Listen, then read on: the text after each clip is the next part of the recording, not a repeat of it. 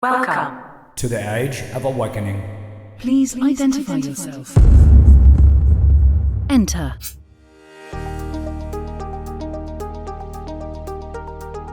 Hey, Triple P Nation, welcome back. It's your host, Dr. J. LaGuardia. It's another great day to be empowering our mindset. Also, right, accelerating our prosperity, which is all about the Triple P life.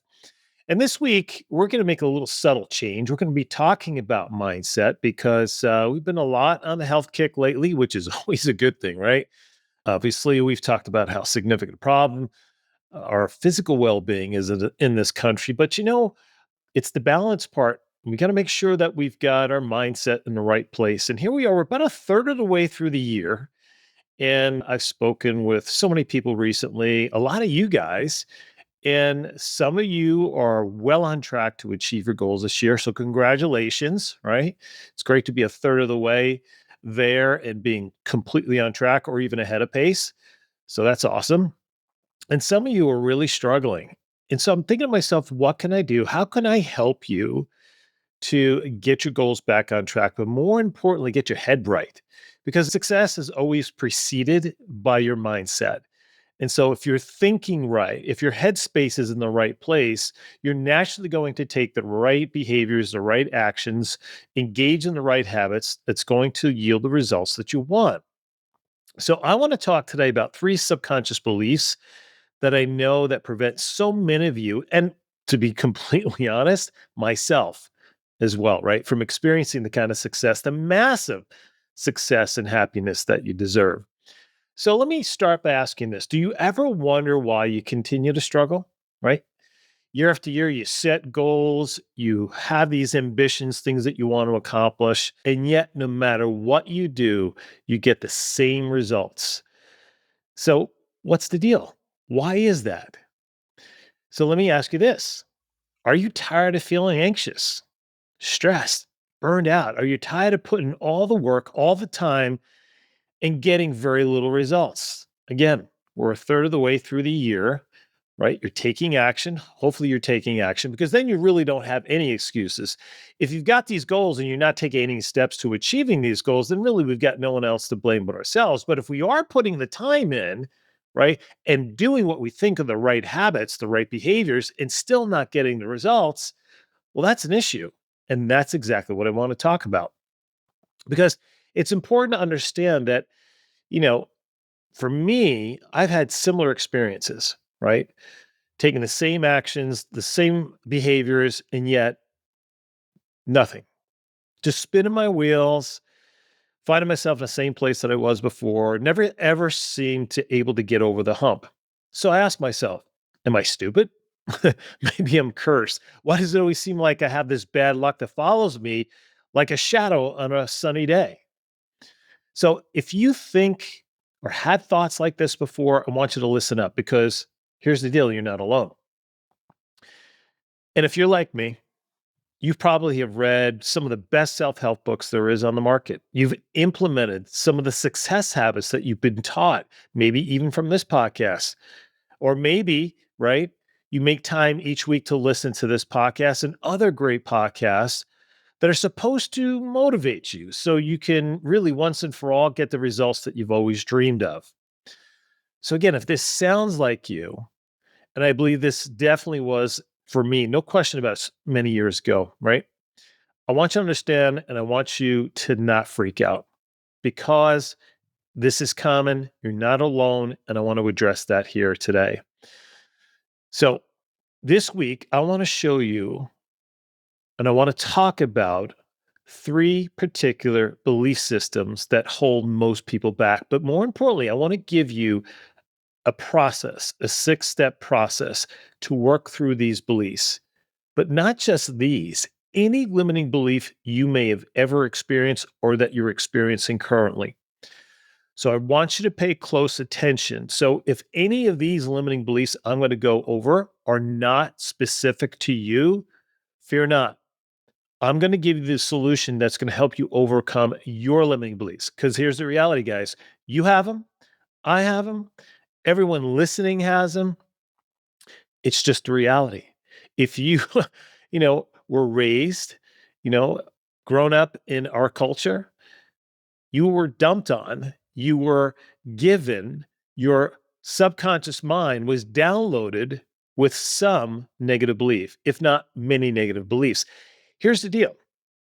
Our subconscious mind is the most influential from the years 3 to 9. And that's when we're getting outside influences from parents, we're getting outside influences from teachers and coaches and, other friends, from things that they've learned, from culture, from TV. So we're hearing messages constantly. And so whether it's a positive or negative message, the messages that have the greatest impact, either through personal experience or we hear them repetitively, eventually starts to seep into the subconscious mind, that area just below the surface that literally begins to wire our hard drive. The hard drive is the subconscious mind. And we live 90% of each and every day through our subconscious mind, which means is that our subconscious mind is habitual in nature. So most of the time, we're not even thinking about consciously the thoughts we're having or thinking consciously about the behaviors and actions that we're engaged in because we do it day in and day out. And one of the unique difference between those who are elevated and rise above our limiting beliefs is their ability to be aware of the beliefs that they're experiencing, to know that there's certain things, certain thoughts that we have that become roadblocks that self-sabotage us from achieving the results that we want. It's just a reality. And so whether it's always attracting that negative person in your life, whether it's a mate or a friend, that person that always drags you down, and after about a couple of months, like you can't even be around them without just feeling worse. Or it's as you progress towards your goal and something always winds up happening to knock you off your feet. And then you don't have the tools necessary to get back up and, more importantly, to traverse and get through that goal so you continue on your path. Whatever it is, it's a repeating habit, a repeating thought, a repeating behavior that occurs time and time again, that year after year, you find yourself in the same exact position that you were in before. That's when you know you've got an unattended or a limiting belief that you have not acknowledged and not dealt with, and more importantly, have replaced.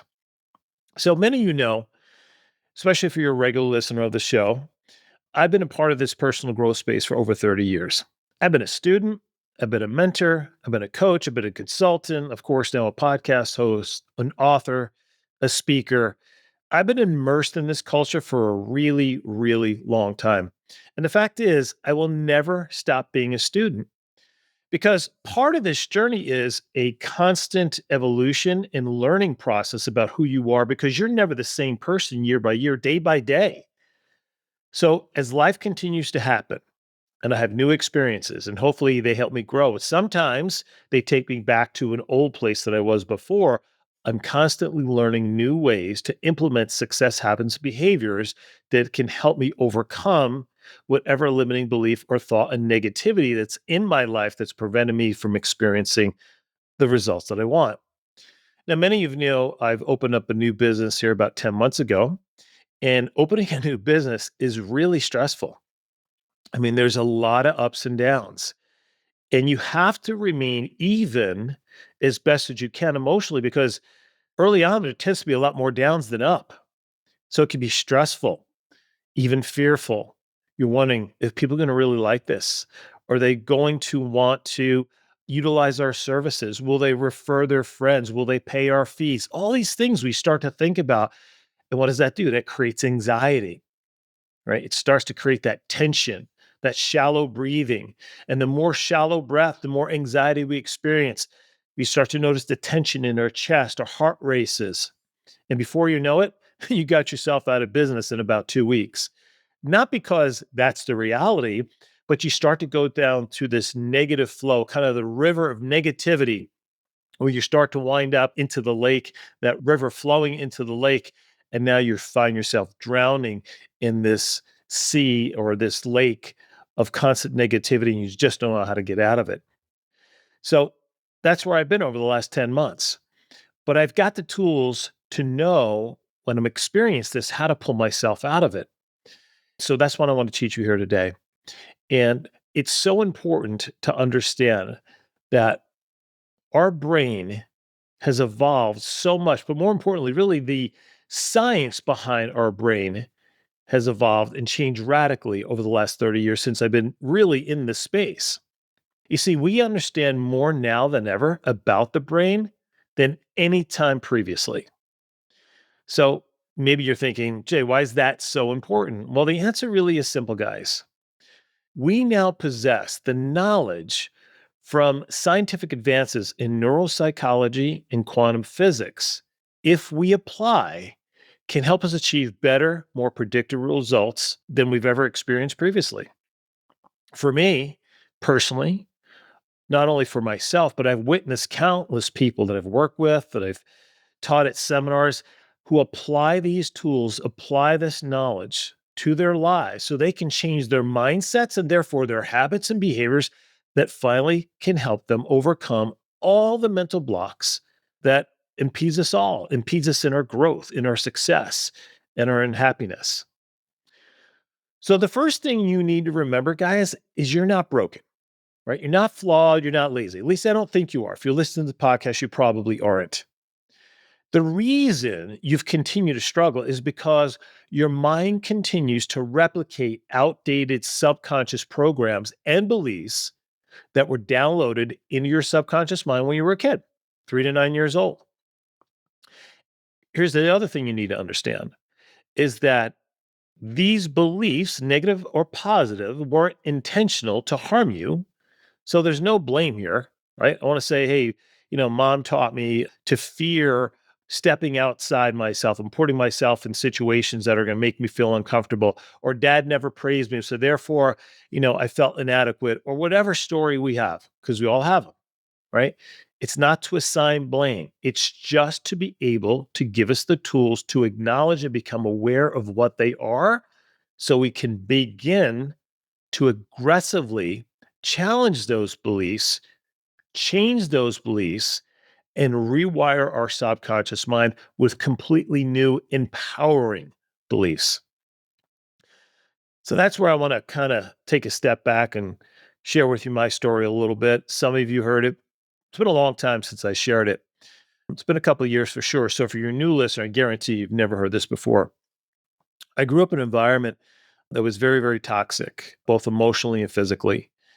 My parents divorced when my mother got pregnant with me. In fact, my father took off when he had found out that my mother was pregnant with me. I was the last of 4 kids. My parents were married twice. They were married first, and my brother and sister got remarried because they thought it was such a success the first time. They would do it over. They had my sister and I. So I was grateful for that, of course. But they were two people who were very toxic together. And so he took off when he found out that she was pregnant with me. So really, the early part of my life, I didn't know my father. And I come to learn much later in life that I had this fear of abandonment. And I started to question, why would my father leave me? What did I do? What did I do to hurt him? Why didn't he love me? Right?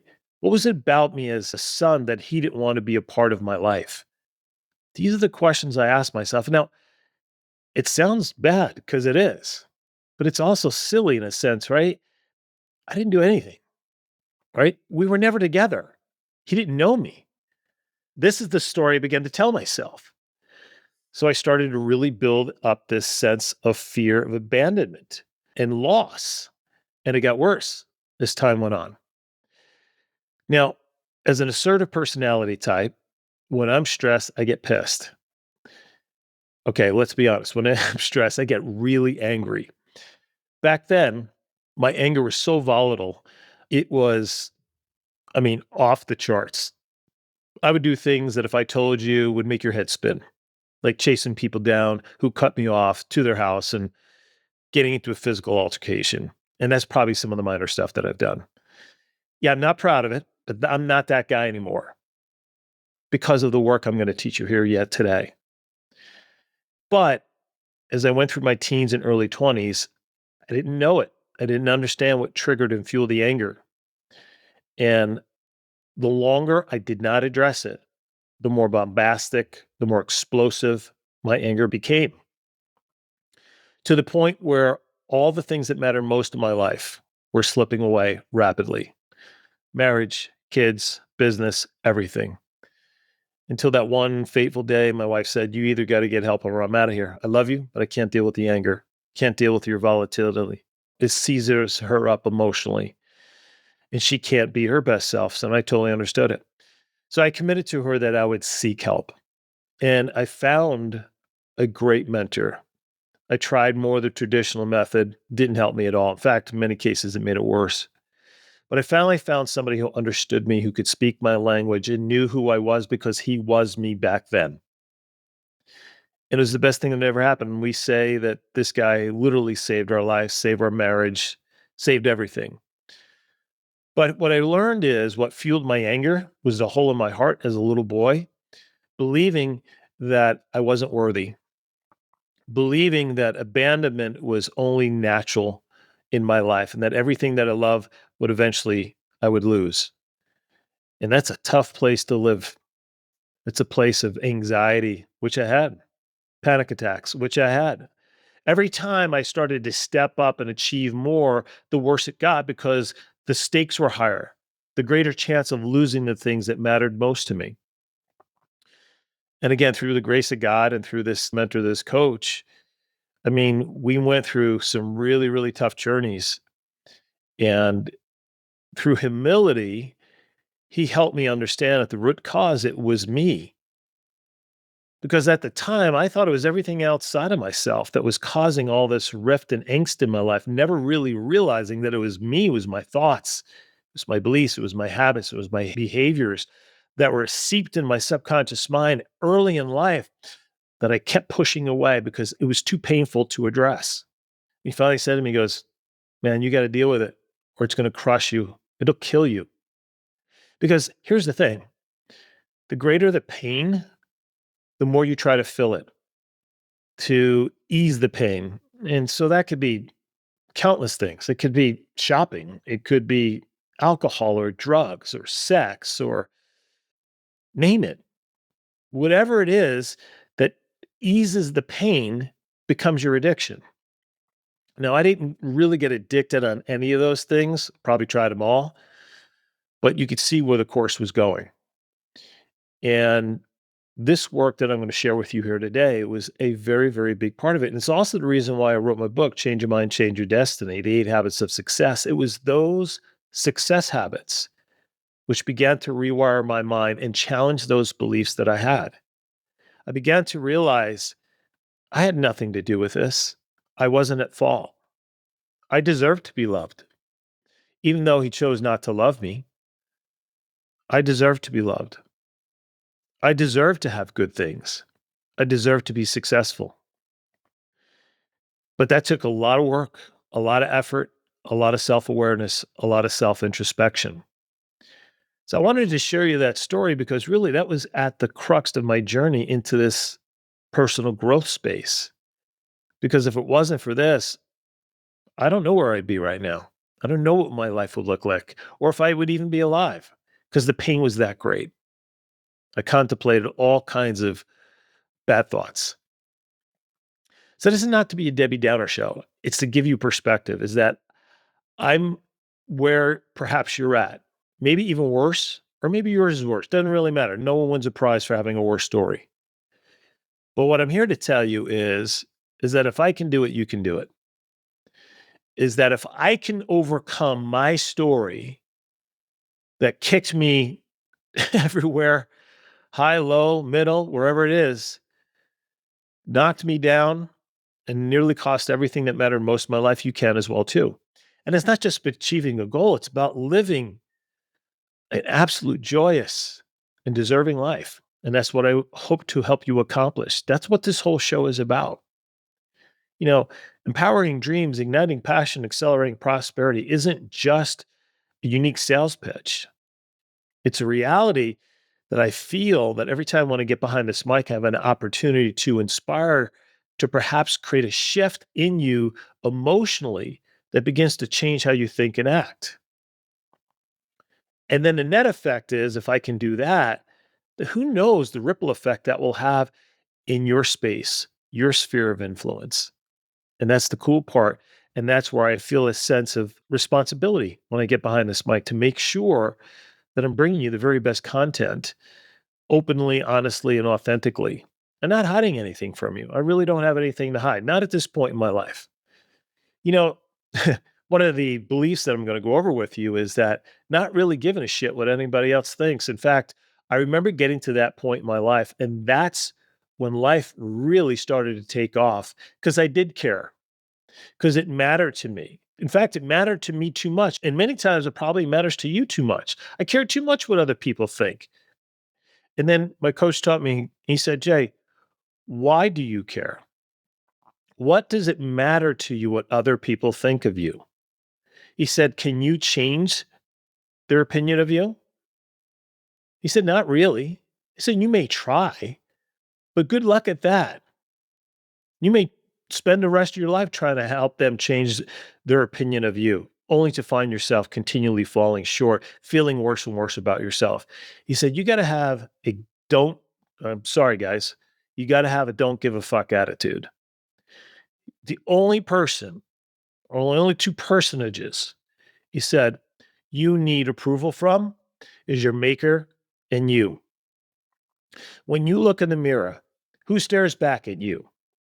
Is it someone that you trust? Is it someone you feel good about? Is it someone you would want to hang out with? Is it someone that others want to hang out with because they know they can count on you? They can trust you. They know you are who you say you are. And then, of course, to be at peace with your maker. He said, that's the only two people that matter. He said, not even your spouse. He said, you be the best you, and you will bring out the best in your spouse, your significant other, and your kids.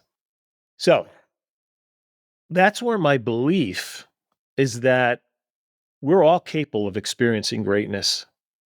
However, the delta between greatness and mediocrity is 6 inches. It's the 6 inches between our ears. So please understand when I say greatness doesn't mean you're destined to be, I don't know, billionaire or Mother Teresa, or you're going to cure cancer or become the next TikTok mega influencer. Now, it's not out of the realm of possibility if that's what you desire, especially if you're blessed to live in the United States. You definitely have way more potential opportunities than virtually anywhere else in the world. But even those who listen in one of the other 72 countries where this podcast is downloaded, and thank you all, I always appreciate you. You too can also achieve your dreams, despite the fact that you might be faced with more obstacles in the countries that you live. But don't let those obstacles give you reasons to become a victim, because then you let those in power hold power over you. So here's the deal. Greatness for you is defined by you. It is defined by your purpose, your mission, your vision, things we've talked about on this show so many times.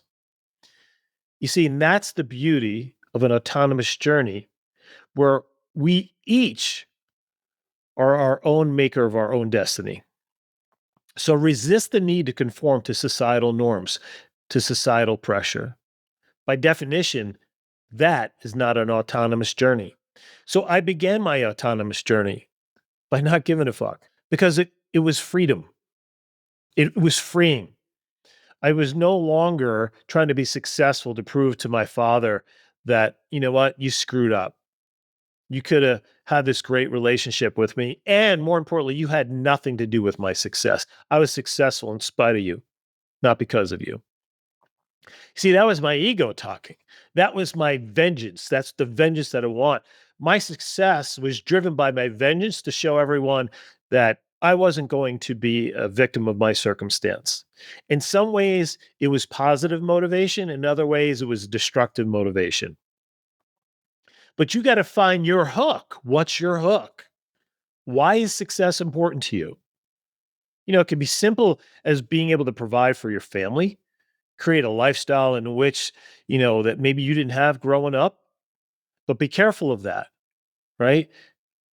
The struggle and work to get you where you are right now is because of that struggle, and making the lives of our kids so easy that they don't experience the trouble leads to the kind of culture that we're in now today. One in which people feel entitled, right? That it's their birthright. They don't have to work for it. You got to watch that balance there, because I've seen it playing out close to me. Not my kids, but I've seen it played out close to me. They're all really, really hard workers. So this is really essential if we're going to confront our self-sabotaging beliefs, right? We got to lead with our heads and not our hearts. So your journey, your autonomous journey, must begin in your heart. You see, that's where we're able to begin to acknowledge those limiting beliefs, those past stories, and confront them and understand why they have been sabotaging you from experiencing the results that you want. So, what I'm about to talk about with you really requires some vulnerability. I know when my journey first began, I had to learn how to become vulnerable because I had built this shield around me, right? This facade, because I'd already been hurt so often. The last thing I wanted to do was make myself vulnerable so I can be hurt some more. My coach told me, he said, Jay, there's no way to heal your heart without being vulnerable, because it requires peeling back the layers to look within and see all the hurt, acknowledge all the hurt. Because being vulnerable requires us to be honest, to recognize the stories, to recognize the pain, to recognize, those who've purposely or unpurposely or unpurposeful have hurt us. So you can't be honest unless you're vulnerable. And the only way we can build self-trust that will allow us to identify those self-limiting beliefs is by being vulnerable. So that's what I'm going to ask you to do. So I want you to get into your heart. I want you to do some breathing exercises. Now, if you're in a vehicle, obviously, you could do these breathing exercises with your eyes open. But if you're someplace where you can close your eyes, it's what's called the 4-squared breathing method. So if you can, sit back, relax in your chair with your head back, right? Head over your shoulders, not slumped forward or tilted back. I want your feet flat on the ground, your palms into your lap. And I want you to just start by taking a slow, deep breath in through your nose by a count of 4. Then I want you to hold it for 4 seconds. And then what I want you to do is exhale out your mouth for 4 seconds.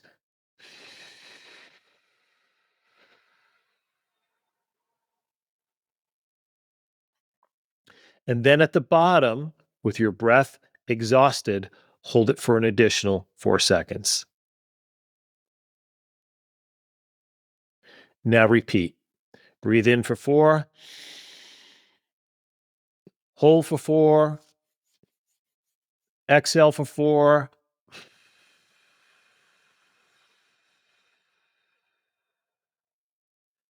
Hold for 4. Repeat that 4 times. Now, by the 4th time, you're going to begin to notice a sense of calm and relaxation. Maybe you can start to feel a little bit of a lightness in your body. Maybe even some tingling in your fingertips or your toes. This is where now you're beginning to slow your mind, calm your mind, slow down your thoughts. And when we begin to tap in to our heart center, remember, we're looking for a level of vulnerability to be honest with ourselves so we can acknowledge what it is that's been holding us back. So number 1, the first subconscious belief a lot of people deal with is kids should be seen and not heard. Now, this belief system was downloaded into our subconscious mind, and it made us feel like our opinions and feelings don't matter. And it prevents us from stepping out of the shadows to pursue things that we truly desire. We just become afraid that we're going to be judged or seen as a fraud. So therefore, we avoid being vulnerable. We put this facade on, right? We worry about what people will think. What will they say? So let me ask you, how does this show up in your life? What has it prevented you from doing? What opportunities have been in front of you that you failed to act upon? Because you were concerned if you didn't succeed, other people would think less of you or laugh at you. This may show up from preventing you from asking for a sale if you're in business, or confidently speaking with authority, but not being salesy, just telling the patient the value and benefit of the service that you have and why it would be a good idea for them to consider utilizing that service or product. This mindset will prevent you from pursuing public speaking out of fear of being found out. What if they don't like me? What if they don't like my shirt? What if they feel I'm not a good speaker? What if they don't like what I'm saying? It may also show up in a way of networking. You guys, I've said many, many times, one of the successful tools of people who are successful is networking, getting around other successful people that you can learn and grow from and collaborate together. Collaboration is one of the keys of success. So think about I just gave you a few examples of this mindset of should be seen and not heard, which is now manifesting currently today in your life because it was downloaded to your subconscious, who knows, at 3, 4, 8, 10, who knows when it was, but repeated over and over and over. So what I want to do is give you this 6-step process to work through this and any other one. But the first one is we got to identify the root belief. This is the vulnerability part, right? So most fears stem from these early experiences that been repeated in our conditioning as a young person. So let me ask you this. Where did that fear originate from? Was it a past childhood experience? When were you rejected? Right? I remember one time a bunch of friends were going out, guys and girls, and I wasn't asked to join them. It was kind of a group of friends that we always hung out, but they never asked me to go. Like, why? What did I do something? Do they not like me? Do I stink? I don't know. Right. I already had a fear of abandonment. Now I thought I was losing my friends. So think about a time in your childhood where you felt this experience. Now, ask yourself what belief fuels that fear? Is it the fear of not feeling good enough or adequate enough? Is it the fear of people rejecting you or judging you? And then you want to know, how does this belief impact your actions? So again, if it's public speaking and someone says, "Hey, would you come to my business and talk about blah, blah?" And your first thought is, I'd rather poke my eyes out than do that, right? Avoidance, because you feel you got to be perfect. And there's no way that you're going to show up and do this without absolutely having this thing dialed in and practicing for 6 years and getting, you know what I mean? These stories that we tell ourselves. So how does it show up in your life? How does this belief impacting your actions? How is it preventing you from taking steps? Okay, step 2 is the reframe and the narrative.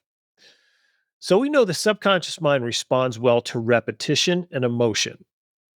So just like repetition built the limiting belief you have right now, repetition can replace that negative belief with a different belief, hopefully a more empowering belief. So we want to question the validity of the fear. So again, is this true? Is this really true? Okay. Should I not be heard?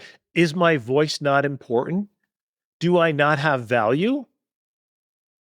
And it's funny when you ask the right question, it isn't very long before you start to realize, like, no, that's silly. Of course I have value. And then from there, you want to shift the perspective from external judgment to self acceptance. So, as I said, ask yourself, why do you give a fuck?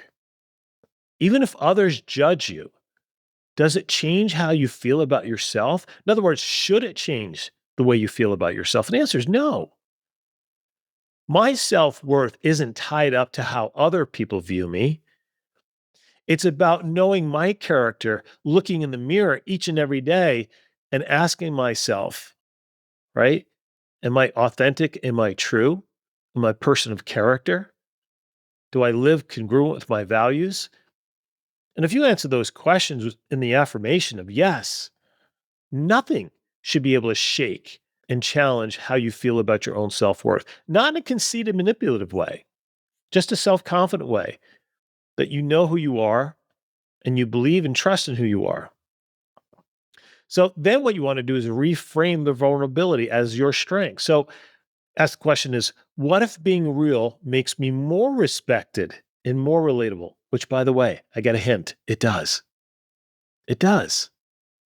The more vulnerable you are, the more people gravitate to you because they realize you're just like them, that you're flawed just like them, that you're working hard to become a better person just like them. Like, if you always show up as the person who's got all their shit together all the time, well, that's not real because no one's like that. I don't care who you are. The struggle is real. The challenges are real. Sharing the vulnerabilities like I did earlier on with my story, that you've got your own journey, only makes you more relatable. So the third step is install your new subconscious patterns. This is where we begin to rewire the brain. And there's three, well, really two. I'm not going to go into the third one, but there's two main ones. You know what? I'll cover the third one. There's three for me that had the greatest impact. And I write them in depth in my book, Change Your Mind, Change Your Destiny, which I actually give you a how-to for all of the 8 habits. But the first one is affirmations, right? It's how you speak to yourself.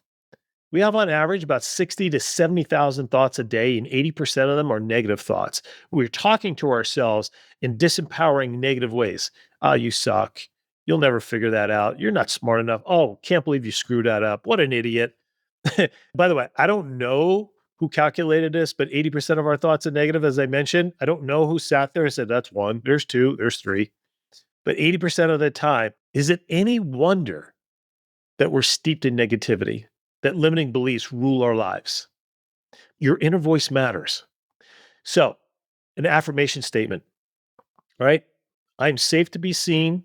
I have value and I have impact. When you say an affirmation, say it with emotion. It's the emotion, the key that stimulates the subconscious mind into shifting your neural links from your old belief to the new belief. And anytime you start to doubt yourself, you reaffirm that same affirmation or a different one. The second one is visualization, right? Confidently putting an image in your mind, expressing yourself and receiving positive reinforcement for what you're engaging in. I used to do this when I public spoke. Days prior, I would see myself in the event. I'd see a large audience. I'd see the stage. I'd see the monitors where the slides were on. I see the people engaged, right? Laughing, having fun, maybe crying because I inspired them to think something a little different. I see people after the event coming up, thanking me for the message, that it moved them, that they're making this change into their life. I still visualize that anytime I get an opportunity to speak. And the interesting thing is that, more times than not, that was exactly the outcome I had. Because the mind can't tell the difference between an actual event and one vividly imagined in great detail. And then the third one is meditation, right? Meditation gets you into what's called theta. Theta is the subconscious state where the subconscious mind is the most transformative. In other words, is where we can shift old beliefs to new beliefs. And that's where we get quiet and we begin to visualize and put new thoughts in, get them on a loop, and repeat those loops, just like an affirmation. Okay, the fourth stage is emotional processing. It's the release. Okay. Journaling, when you feel that sense of anxiousness or nervousness, write it down. How are you feeling? Rewrite a different belief system. In other words, someone asked me to speak. Oh man, the first thing I started butterflies in my stomach, my palms got sweaty. I don't know if I can speak in front of an audience this large. What if they don't like me? What if they hate the way I look, or they don't like the tone of my voice, or they laugh at me, or my fly's open? By the way, that actually happened once, not long ago. I was speaking in front of the audience, and I had these different types of pair of pants on, and yeah, my fly was open. And so I just stopped and said, I can't believe you people allowed me for the last hour to stand here on this stage speaking to you with my fly open. And the room just busted out. I don't know how many saw it or how many didn't see it. Apparently enough saw it. And the room just busted out. So I made fun of it, right? We had a good time with it. And I said, hey, when you see one, you see them all. No big deal, right? I said, huh? Wink, wink. But that's it, right? So I was just releasing it, right? Changing that thought, replacing it with an empowering belief. The fifth step is reprogram through experiences. So in other words, as you start to get small wins, write them down, accumulate them. We're really good at going back into the data bank of all our failures, but we rarely ever anchor ourselves to our past wins. And I'm guarantee you have many, many wins from small things, even large things that you've done that you can use as an anchor to go, you know what? I've done this before, right? I've taken on challenges. I've been able to succeed and achieve. Why can't I do it here? So it gives you perspective that I've done this before, or I've done something similar before. And then you want to surround yourself with support, people who uplift you, build you in strong and noble thought, who will reinforce the new beliefs, not people who reinforce the old beliefs, right? Your old group of friends that don't empower you, that don't build you up. And then track your progress daily, right? Daily reflections. Reflect on moments of the courage that you've built and build on that momentum. Because I'm telling you, in each and every day, there are moments that you can pull back and note the success. You took action, right? When perhaps maybe you felt a little hesitant. Courage is stepping into the fear and doing it anyway. Build that courage. And the last part is anchor in identity. So your anchor, right, is what holds you to the new belief system.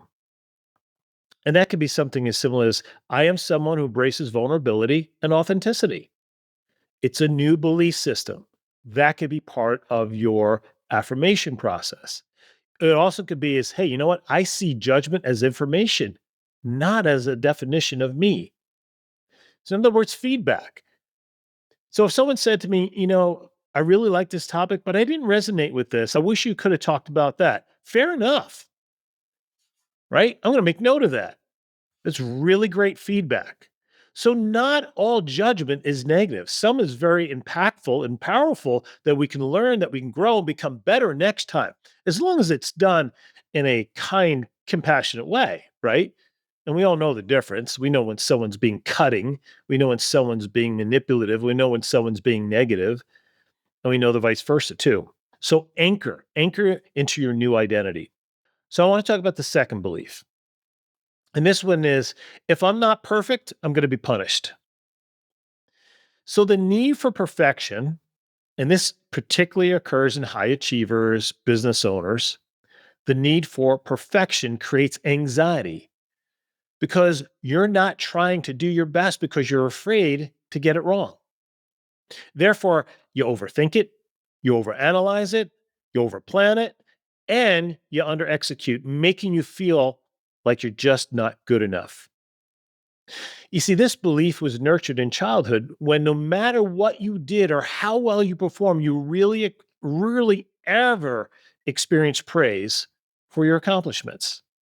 So you thought the next time, I'll just work harder, right? I'll do a better job. And when you did, still, there was little to no acknowledgement, and you internalize, I just might not be good enough to get that kind of praise or acknowledgement. No matter what I do, I don't deserve their praise. That's crushing. So you come out with this mindset that no matter what I do, it's just not good enough. That's a tough place to be. So the same process as the last one we talked about applies. Number one is identify and challenge the root belief. Where did I first feel like mistakes led to punishment? Who set these expectations? Was my teacher, my parents? And is this belief universally true?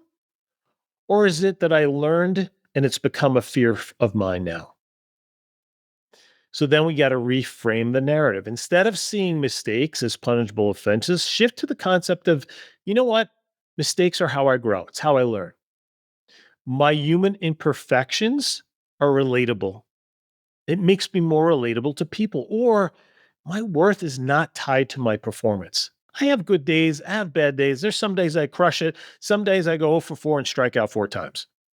I'm not a bad person. It's not a bad day, right? There's sometimes on this podcast, I'm rocking and rolling, and my brain gets way ahead of my mouth, and I flub words, and my wife laughs because she knows that I'm in the flow. And so, my mouth start trying to catch up with my brain. And it used to piss me off. My editors know this. They're laughing right now because they hear it all the time. But I know I'm in the flow. I just got to slow down, right?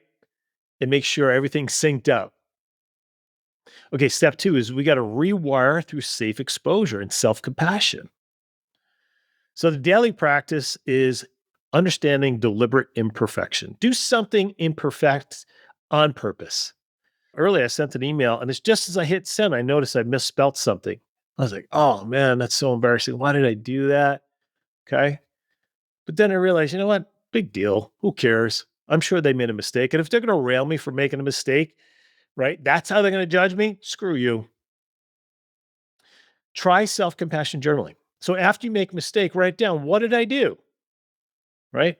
Why would I say to a friend that in a situation? Maybe I should have handled it a little bit differently. What did I learn from this? That's a really good way to assess and judge, right? Lay it out, put your thoughts down, and process it. And then there's the work of the inner child. You want to visualize the younger version of yourself and offer words of kindness. Look, man, it's okay if you make a mistake. We all do. Don't worry about it. I love you whether you're perfect or not. By the way, I'm not either, right? That's the inner work of a child. It's okay. There's only one person in history that was perfect, and they crucified him. All right, step 3, right, is shift the subconscious identity. So create a new identity statement, such as I am someone who values progress over perfection, and I am worthy even when I make mistake. Because guess what? You are. Gets back to the visualization practice and the affirmation practice. See yourself as someone who embraces imperfection confidently. Who gives a rat's ass, right? Picture yourself handling a mistake with ease and grace and self-acceptance and, right, self-humility. Being the youngest of 4, I used to get railed on all the time. Here's what I did, right? They would just rail on me. I get so angry. And then one time I laughed with them, and what I realized was I disempowered them because now I'm laughing at myself. There was no more fuel for them to continue to ridicule me or whatever I did. I don't know. Right. So I learned early on, if you laugh along with them, you disempower any more of the negative stuff that you don't want. 4 is right. Same thing. Recondition through safe, supportive environments. Join a group. Find friends, right? Be around people that understand that mistakes are normal. Find a mentor or a coach who models progress over perfection and celebrate your failures as much as you do as your victories. Why? Because in your failures is where your growth occurs. Give blessings for your failures. Thank God every day for the mistakes you made, because tomorrow you're going to be better. And then 5, of course, is anchor to a new belief through action, right? Keep a log, right? Daily, weekly mistakes down. What did you learn from them? Reward yourself even when you're imperfect. All right, the third limiting belief that I find that a lot of people struggle with that hold them back is I have to do everything myself. By the way, I'm raising my hand. That's me. Was me, still sometimes me. This belief really is common amongst control freaks. That's been me. Have worked through it a lot, right? But common amongst control freaks who think that unless you do it, it ain't getting done, and it's certainly not getting done to my satisfaction. So let me ask you, how's that working for you? Do you find yourself burnt out, overwhelmed, resentful, but still you won't ask for help?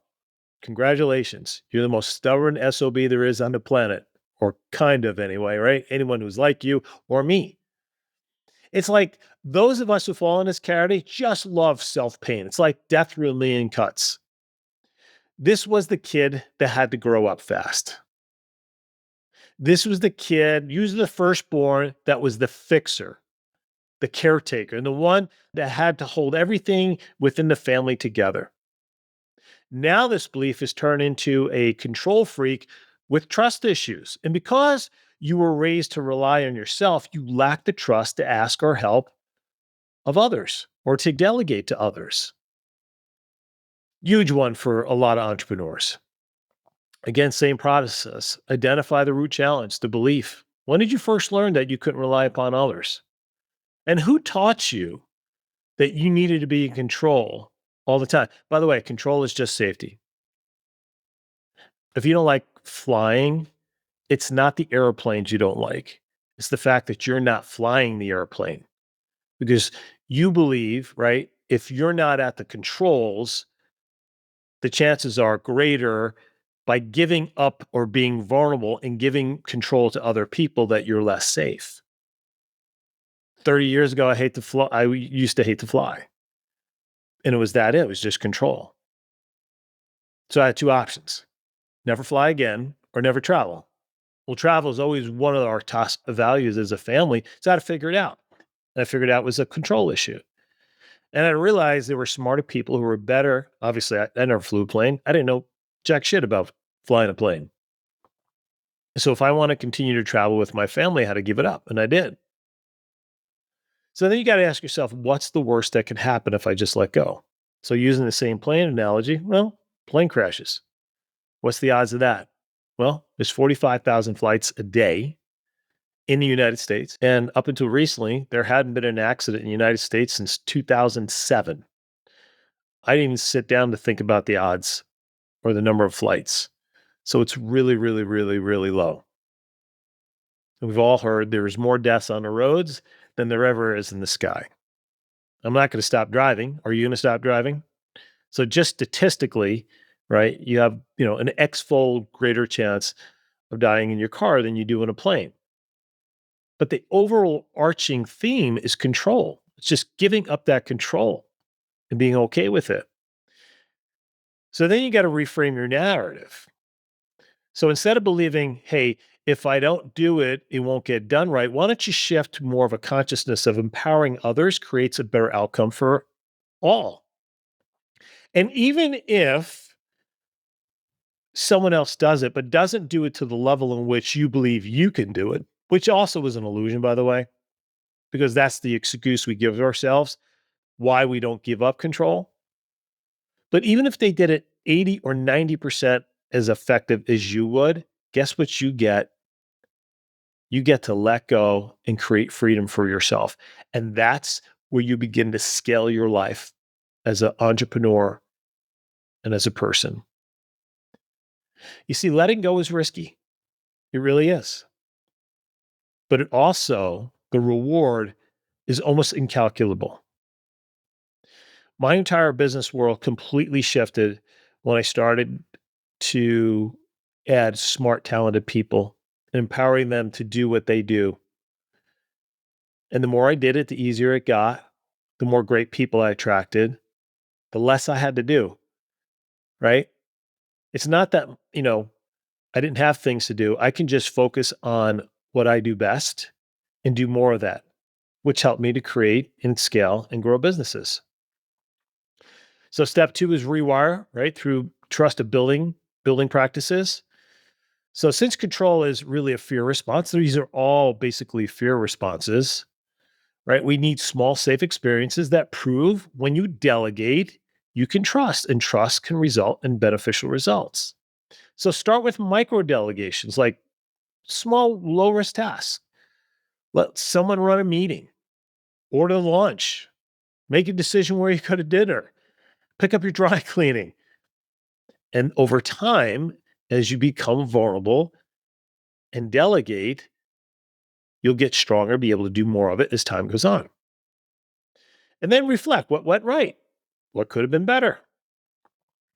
And then you want to trust by certain strengthening methods. So think of 3 times in your life when you relied on someone and it worked out because you know it's happened.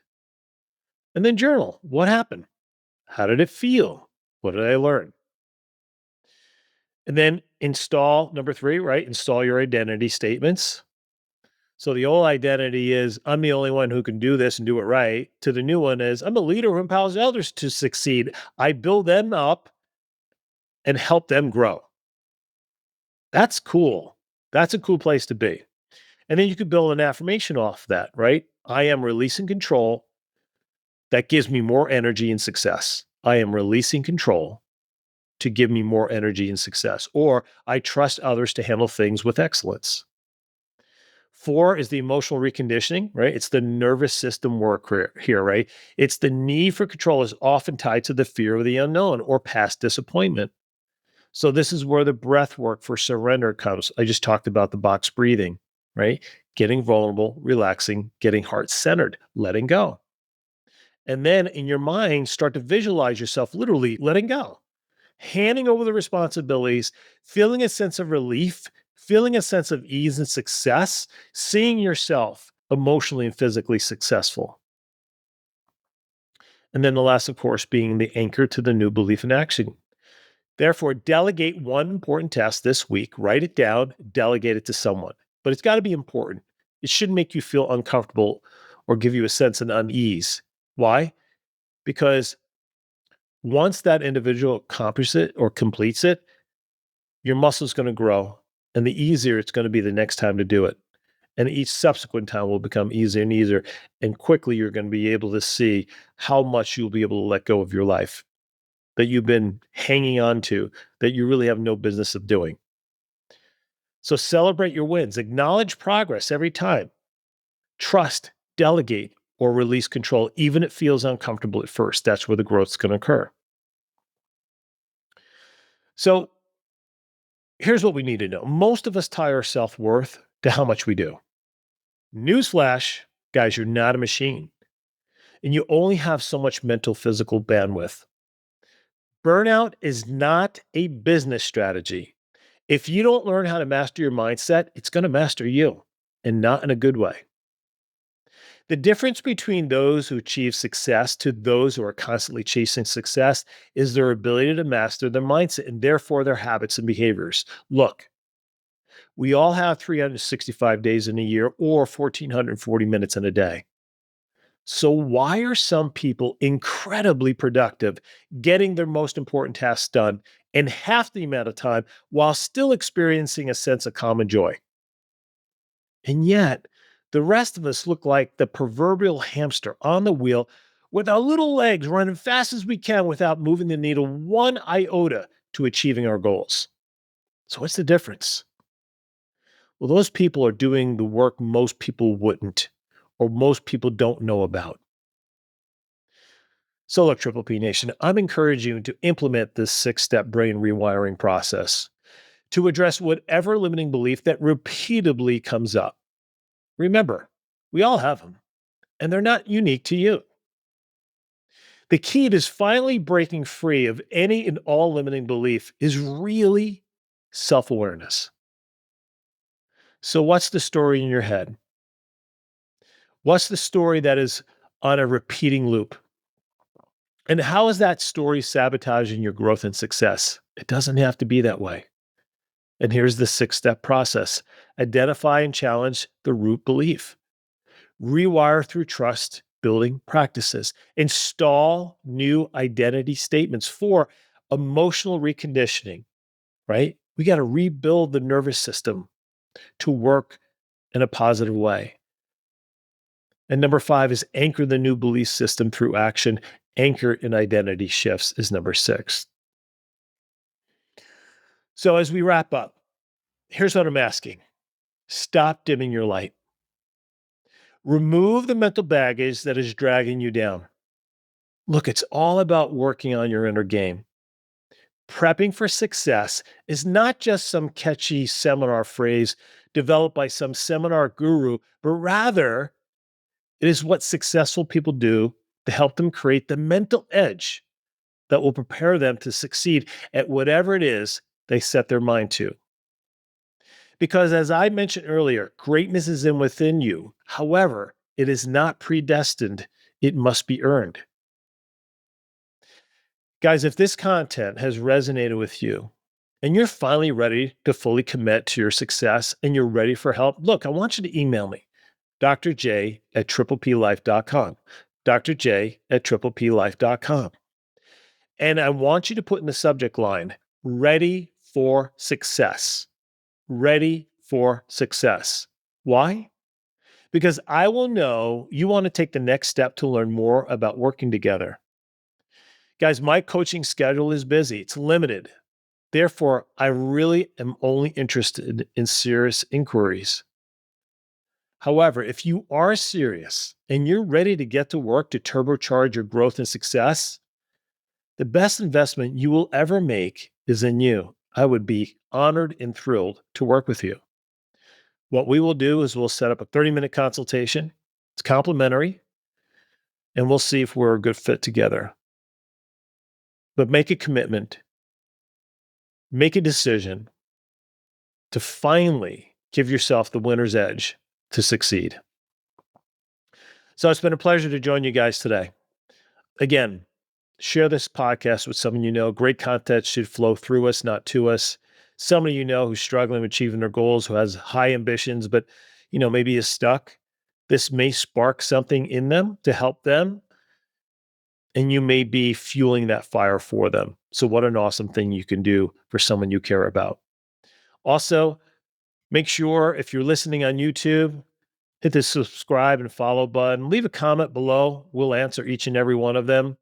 Give us a 5-star rating. Tell your friends share the show, as I mentioned, and we'll look forward to seeing you guys till next week. And as I always say, you be you, just be the best you, and I promise you will always empower your dreams, ignite your passion, and accelerate your prosperity. Until next week, guys, be well.